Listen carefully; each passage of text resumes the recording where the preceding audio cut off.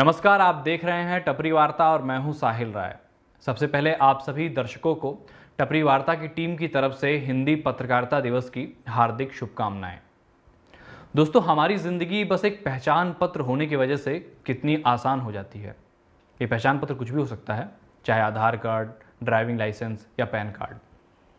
हम जितने भी संसाधनों और सुविधाओं का उपयोग करते हैं, इसमें हमारे पहचान पत्र का बहुत बड़ा योगदान होता है। एक दूसरे से फ़ोन पर बात करने के लिए या फिर इंटरनेट चलाने के लिए अगर एक सिम कार्ड भी लेना हो तो पहचान पत्र की ज़रूरत पड़ती है। बिना पहचान पत्र के ना हम एक ट्रेन की टिकट बुक कर सकते हैं, ना बैंक में खाता खुलवा सकते हैं, और अगर बैंक में खाता ना हो तो एक नौकरी भी नहीं कर सकते हैं हम।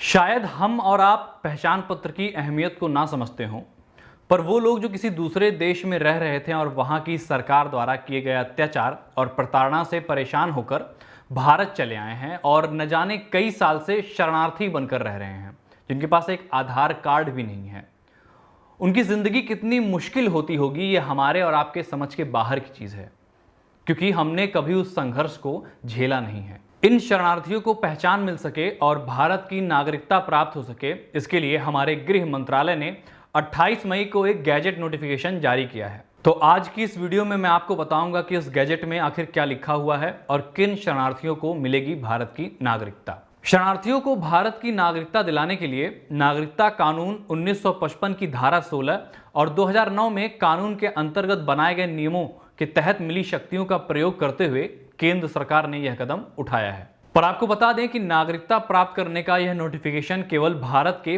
5 राज्यों के 13 जिलों के लिए ही है। राज्यों के नाम हैं पंजाब, हरियाणा, गुजरात, राजस्थान, छत्तीसगढ़।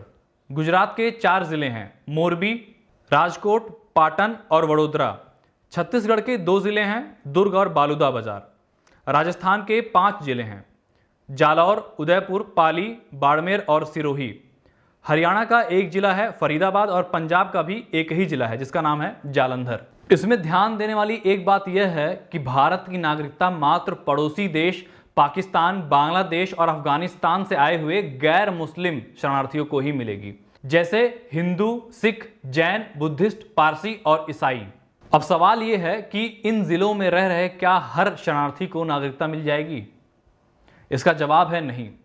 केवल लॉन्ग टर्म वीजा पर रह रहे शरणार्थियों को ही नागरिकता मिलेगी, और इस पर भी एक शर्त है, जो शरणार्थी 31 दिसंबर 2014 तक भारत आए हैं उन्हीं को केवल भारत की नागरिकता मिलेगी। अब ये जान लेते हैं कि इन शरणार्थियों को नागरिकता कैसे मिलेगी। इन 13 जिलों में रह रहे शरणार्थी अपना आवेदन ऑनलाइन कर सकते हैं। जिले के डिस्ट्रिक्ट कलेक्टर शरणार्थियों की नागरिकता स्थापित करेंगे और इसके लिए डिस्ट्रिक्ट कलेक्टर किसी भी तरह की जांच कर सकते हैं। पर पंजाब और हरियाणा के केस में डिस्ट्रिक्ट कलेक्टर के साथ साथ राज्य के होम सेक्रेटरी भी नागरिकता स्थापित करेंगे। अपने इस गैजेट में गृह मंत्रालय ने यह भी कहा कि इस पूरे प्रक्रिया की जानकारी ऑनलाइन पोर्टल के माध्यम से डिस्ट्रिक्ट कलेक्टर और राज्य के होम सेक्रेटरी केंद्र सरकार को उपलब्ध कराएंगे। तो ये रही सरकार के इस नोटिफिकेशन की पूरी जानकारी। अब कुछ सवाल।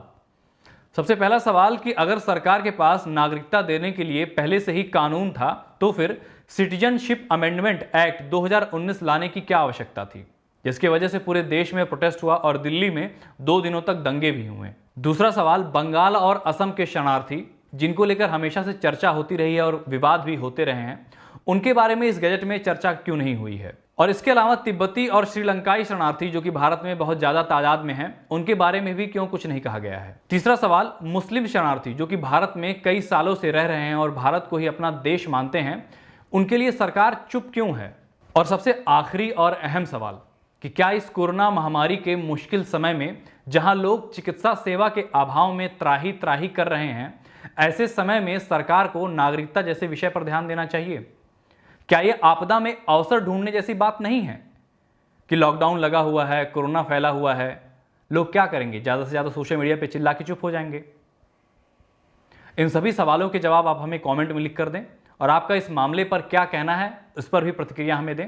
अगर आप ये वीडियो यूट्यूब पे देख रहे हैं तो हमारे चैनल को सब्सक्राइब करें, अगर फेसबुक पे देख रहे हैं तो हमारे पेज को लाइक करें, और इस जानकारी को अधिक से अधिक लोगों तक पहुंचाने के लिए हमारी वीडियो को शेयर करें। धन्यवाद।